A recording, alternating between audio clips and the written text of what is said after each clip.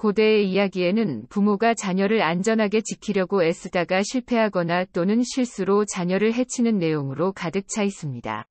자녀를 보호하는 가장 적합한 방법이 무엇인지 어떻게 알 수 있을까요? 사실, 백신 접종은 비교적 현대에 들어서야 부모들 사이에서 화제가 되고 그 시각이 양극화된 주제 중 하나이지만, 우리 아이에게 가장 좋은 것이 무엇인지에 대한 논쟁은 지극히 오래됐습니다. 수천 년 전에도 부모가 자녀를 안전하게 지키려고 노력했지만 실패한 사례가 있습니다. 여신 테티스와 그의 아들 아킬레스의 신화가 대표적입니다. 테티스는 아킬레스가 일찍 죽을 것이라는 예언을 듣고 그 운명을 피하기 위해 그녀가 할 수 있는 모든 일을 합니다. 그녀는 아기 아킬레스를 지하의 강 스틱스에 담그어 그를 불사의 상태로 만들고자 합니다. 그러나 그녀가 아기를 잡고 있던 아킬레스건은 강물에 닿지 못해 아킬레스의 유일한 약점이 됐습니다. 또한 테티스는 불의 신에게 아이를 위한 마법의 방패 제작을 요청합니다. 그러나 화살이 방패 아래에 아킬레스건을 뚫으면서 아킬레스는 결국 죽고 맙니다. 또 다른 신화는 아르고스의 왕과 그의 딸 다나에의 이야기입니다. 그는 다나에를 처녀로 유지하기 위해 그녀를 청동탑에 가둡니다. 그러나 제우스는 금색 비로 변장하고 하늘에서 탑 안으로 들이침으로써 다나에를 임신시키고 맙니다. 동화에서도 부모는 자신도 모르는 사이에 자녀를 위험에 빠뜨립니다. 이러한 부모가 내린 결정의 대부분은 자녀를 보호하려는 의도에서 비롯되지만 오히려 자녀를 다치게 하는 행동이 됩니다. 예를 들어 그림 형제가 쓴 손 없는 소녀에서 가족을 빈곤에서 구출하기 위해 방앗꾼은 악마와 거래를 하고 그의 방앗간 뒤에 있는 모든 것을 제물로 교환합니다. 끔찍하게도 나중에 그는 자신의 딸이 방앗간 바로 뒤에 서 있었다는 사실을 발견합니다. 현대의 예방접종도 마찬가지입니다. 부모는 자녀의 예방접종에 대한 결정권을 쥐고 있습니다. 부모는 예방접종을 통해 자녀가 감염병으로부터 안전하게 보호되기를 원하지만, 이러한 자신의 선택이 해로울지도 모른다는 두려움을 안고 있습니다. 많은 부모들이 예방접종을 경계합니다. 무엇이 그들을 그렇게 조심스럽게 만드는 것일까요? 실제로 과거에는 예방접종이 특정 위험을 수반했습니다. 19세기에 백신이 도입된 후 수십 년 동안 백신은 매독과 같은 심각한 질병을 옮길 수 있었습니다. 그 이유는 당시의 예방접종 방식이 심각할 정도로 비위생적이었기 때문입니다. 예컨대 사람의 팔을 베어낸 후 최근에 예방접종을 맞은 다른 사람의 물집에서 얻은 고름을 그 베어낸 부위에 바르는 시기였습니다. 때때로 백신은 파상풍으로 오염됐습니다. 1901년 뉴저지주 캠던에서 파상풍에 오염된 천연두 백신으로 9명의 어린이가 사망했습니다. 그러나 한 세기가 지난 이후 현대의 백신 접종은 과거에 비하면 눈부시게 발전했습니다. 위생 상태뿐만 아니라 안전성 역시 크게 개선됐습니다. 현대의 백신 생산은 엄격하게 규제되고 있습니다. 예를 들어서 미국의 경우 의학연구소에서 생산을 감독합니다. 하지만 여전히 많은 사람들이 백신 접종에 회의적입니다. 그들의 두려움은 무엇 때문일까요? 비교적 새로이 등장한 공포는 예방접종이 자폐증이나 신경 손상을 유발할 수 있다는 점에 있습니다. 사실 백신에는 신경계를 손상시키는 것으로 알려진 다량의 수은 및 알루미늄과 같은 물질이 포함되어 있습니다. 영국 의사 앤드류 웨이크필드가 1998년에 발표한 12명의 어린이에 대한 사례 연구에서는 MMR 백신을 자폐증 증상을 포함한 심각한 행동 증후군과 연관시켰습니다. 이로 인해 홍역 예방 접종이 급격히 감소했습니다. 하지만 웨이크필드가 백신 제조업체를 상대로 소송을 준비하는 변호사로부터 돈을 받았다는 것이 나중에 밝혀졌습니다. 이로써 이 엉터리 연구는 철회됐지만 부모들이 백신에 대해 품은 우려는 오래도록 남았습니다. 2011년에 스칸디나비아에서 이뤄진 연구에서는 H1N1 백신이 10대의 기면증을 유발할 수 있다고 의심합니다. 이 연구에 따르면 핀란드에서 예방접종을 받은 10대 1만 2천 중 1명, 스웨덴에서 3만 3천 중 1명이 기면증을 겪었다고 합니다. 이에 대한 연구는 여전히 진행되고 있습니다. 이러한 연구는 일부 부모들에게 백신 접종이 면역체계에 심각한 해를 끼칠 수 있다는 공포를 불어넣습니다. 그들은 한 번에 여러 백신을 접종하면 면역 체계를 압도할 수 있고 시간이 지남에 따라 모든 예방 접종이 면역 체계를 억제해버릴지 모른다고 두려워합니다. 알레르기 반응은 또 다른 문제입니다. 매우 드물지만 일부 백신은 잠재적으로 치명적인 알레르기 반응을 일으킬 수 있습니다. 이에 일부 부모는 자녀가 천식이나 기타 알레르기와 같은 면역 기능 장애를 일으킬 수 있다고 생각하기 때문에 자녀의 백신 접종을 꺼립니다. 마찬가지로 일부 사람들은 B형 간염 백신이 다발성 경화증을 유발한다고 의심합니다. 백신 접종 논쟁은 입증된 사실에 기반하지 않습니다. 그보다 우리는 다른 은유적 방식으로 예방 접종을 하는 행위를 바라봅니다. 이러한 은유는 우리의 판단과 백신 접종 여부에 영향을 미칩니다. 예를 들어서 예방 접종은 종종 신체의 폭력적인 침입으로 간주됩니다. 원시적인 예방접종은 많은 사람들이 악마가 남긴 짐승의 표식이라고 부른 흉터를 남겼습니다. 그 공포의 흔적이 현대 문화에 스며든 것만 같습니다. 예방접종은 더 이상 끔찍한 상처를 남기지 않지만 여전히 침입적이며 고통스럽다는 인식이 강합니다. 예방접종 행위에 대해 우리가 사용하는 용어는 우리가 그것을 얼마나 폭력적으로 인식하는지에 대해 많은 것을 말해줍니다. 일례로 영국인은 제비라고 부르고 미국인은 샷이라고 부릅니다. 예방접종은 또한 불순, 오염 및 성행위와 관련이 있습니다.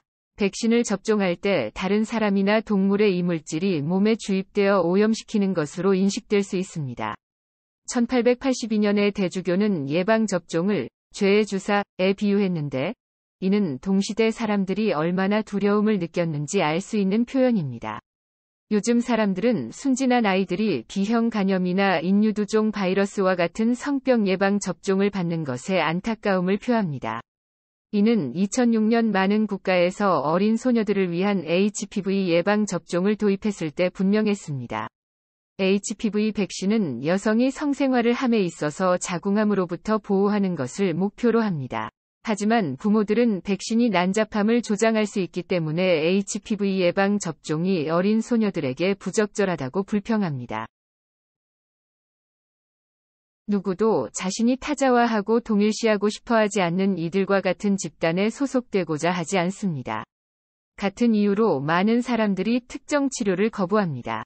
이러한 논리로 여러 세대 동안 사람들은 질병이나 백신을 사회적으로 불쾌하게 여겨지는 집단과 연관지었기 때문에 백신 접종을 거부했습니다. 특정 질병은 종종 타인 또는 빈곤, 난잡함, 중독 및 일부 소수 집단과 연결됩니다. 예를 들어 1898년에 시작된 미국의 마지막 천연두 유행 당시 이 질병은 이탈리아 가려움증 또는 멕시코 두드러기로 불렸습니다. 특정 국가에게 질병을 한정하고자 이미지를 만든 것입니다. 종종 소수자들은 통계적 위험을 나타내는 용어인 고위험군으로 간주되지만 저명한 작가인 수잔 손택이 주장한 것처럼 이 용어는 질병이 판단하는 오염된 커뮤니티, 즉 질병에 감염되기 마련인 집단으로 오해받을 수 있게 합니다. 사회적 정체성은 많은 사람들이 예방적 건강 조치를 피하는 또 다른 이유입니다. 사람들은 소수 집단과 어울리고 싶어하지 않거나 특권 집단에는 예방 조치가 적용될 필요 없다고 믿기 때문에 특정 예방 접종을 꺼립니다. 예를 들어 작가인 율라비스가 자녀를 위한 B형 간염 예방 접종의 장단점을 저울질하고 있을 때 주치의는 그것이 도시 사람들, 특히 중독자와 매춘부를 위한 백신이라고 그녀에게 말했습니다. 그러나 B형 간염은 성적으로 감염되는 질병이 아닙니다. B형 간염 백신은 1981년 처음 출시됐으나 한동안 힘을 발휘하지 못했습니다.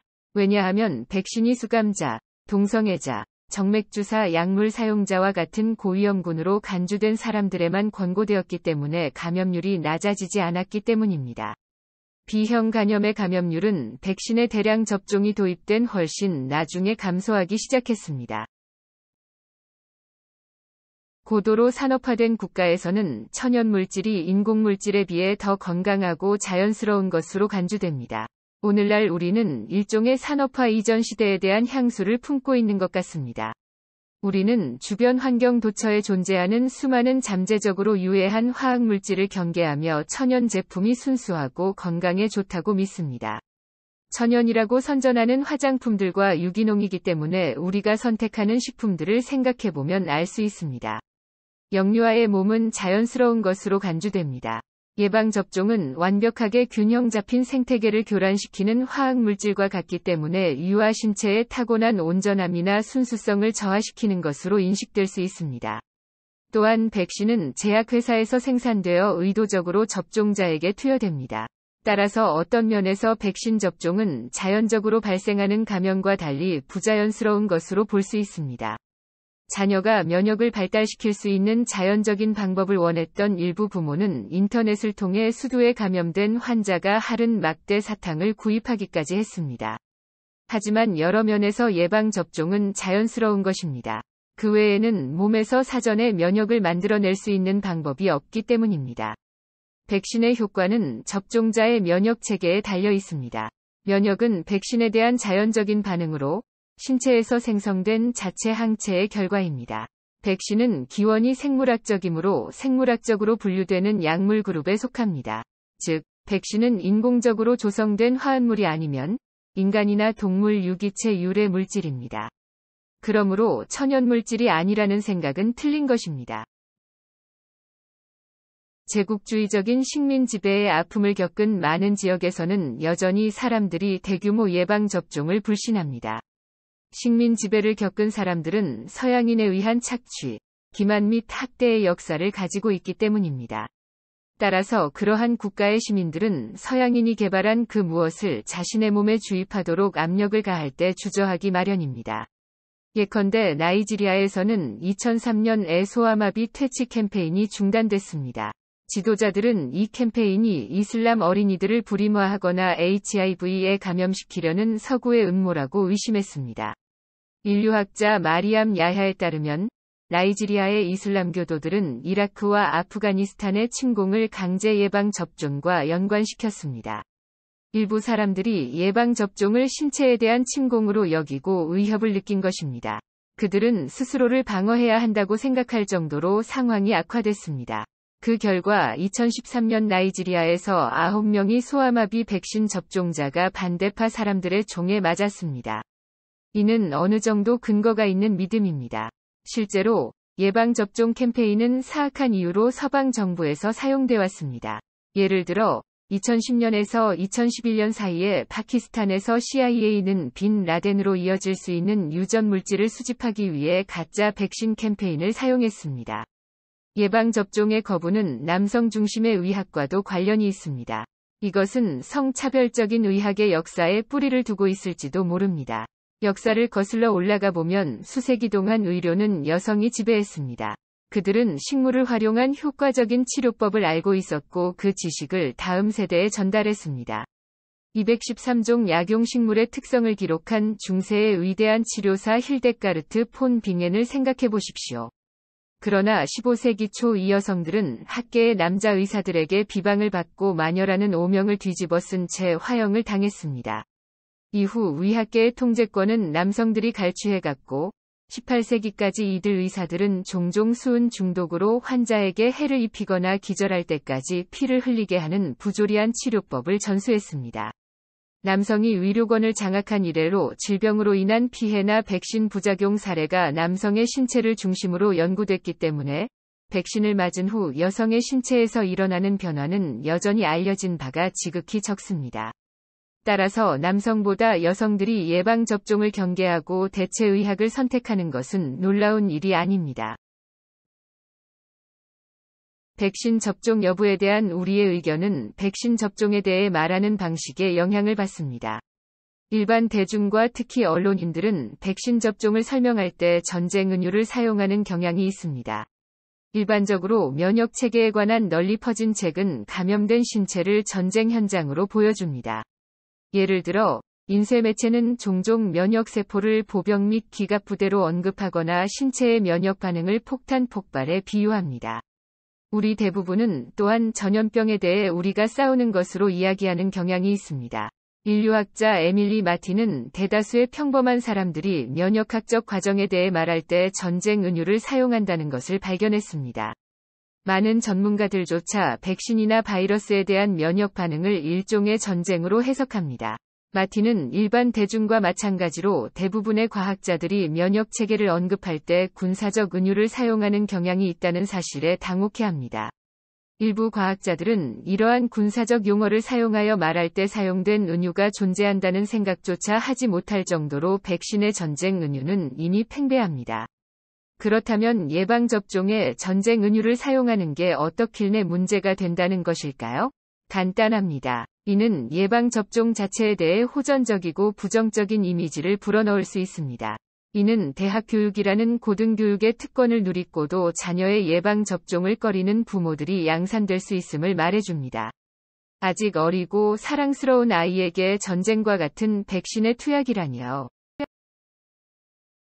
선거일이라고 상상해 보십시오. 두 사람이 시장에 출마하고 있고 그중 한 명은 이 도시에서 문제가 많은 대규모 폐기물의 소각장 설립을 계획하고 있습니다.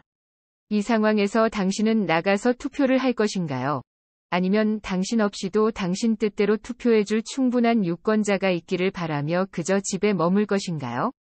투표 일화를 제시한 이유는 선거에서 개인의 투표 여부와 마찬가지로 백신 접종 역시도 백신 접종에 대한 개인의 결정이 전체 지역사회에 영향을 미치기 때문입니다. 선거에서 투표하는 것과 마찬가지로 예방접종에 대한 개별 선택은 합산돼 지역사회의 전반적인 감염 취약성 상태를 결정하고 차례로 당신에게도 영향을 미칩니다. 예방접종한 사람들이 바이러스를 퍼뜨릴 가능성은 거의 없습니다. 즉, 지역사회에 충분한 사람들이 예방접종을 받으면 바이러스가 퍼지기 매우 어렵습니다. 따라서 충분한 수의 사람들이 예방접종을 받으면 예방접종을 받은 사람과 받지 않은 사람을 가리지 않고 지역사회 전체가 바이러스로부터 보호됩니다. 이것을 집단 면역이라고 합니다. 예방접종은 감염병으로부터의 절대적인 보호를 의미하지는 않습니다. 따라서 아이러니하게도 예방접종을 받지 않은 지역사회에서 예방접종을 받은 사람이 예방접종을 받은 지역에서 예방접종을 받지 않은 사람보다 바이러스에 걸릴 위험이 더 높을 수 있습니다. 아주 어린 아기와 때로는 면역억제제를 복용 중인 암 환자와 같은 일부 사람들은 스스로 백신 접종을 할 수 없다는 것을 명심해야 합니다. 그들의 안전은 지역사회를 구성하는 다른 사람들의 백신 접종 의지에 달려 있습니다. 또한 일부 독감 백신의 경우와 같이 백신 접종이 특정 사람에게 면역을 생성하지 않는 경우도 있습니다.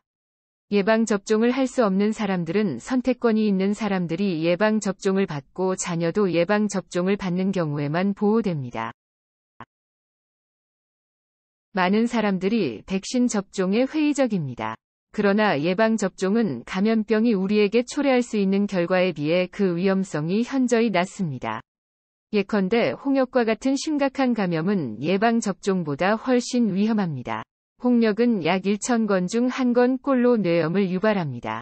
그러나 홍역, 볼거리, 풍진 예방접종의 부작용인 뇌염은 예방접종자 300만 명 중 1명꼴로 보고됩니다.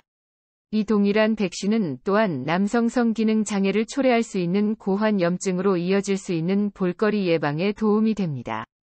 또한 임산부가 영향을 받는 경우 태아 사망 및 심각한 기형을 유발하는 것으로 알려진 감염인 풍진을 예방하는 데 도움이 됩니다. 후두와 기관의 감염성 염증인 디프테리아는 심각한 호흡 문제를 일으키며 이 질병에 걸린 어린이의 사망률은 20%에 달합니다. 그러나 백신 접종으로 인한 부작용의 확률은 낮습니다. 100만 명 중 1명 미만이 심각한 알레르기 반응을 보이는 정도입니다. 무해해 보이는 감염병조차도 백신보다 더 많은 피해를 줍니다. 예를 들어, 종종 상당히 무해한 질병으로 간주되는 수두는 신체를 피부 감염에 취약하게 만들고 폐렴과 뇌염을 유발할 수 있습니다. 백신이 도입되기 전에는 매년 약 1만 명이 미국 어린이가 수두로 인해 입원해야 했으며 70명이 사망했습니다. 백신은 그러한 심각한 합병증을 예방합니다. 또한 한 번 감염되면 수두를 일으키는 바이러스가 신경근에 영구적으로 침투해 면역체계가 긴장될 때마다 뇌졸중과 마비 외에 대상포진이라는 고통스러운 신경염증을 유발할 수 있습니다. 반면에 백신 바이러스는 대상포진을 일으킬 가능성이 훨씬 적고 발생하더라도 경미한 경향이 있습니다. 즉, 대체로 바이러스는 그들이 예방하는 감염보다 덜 위험합니다.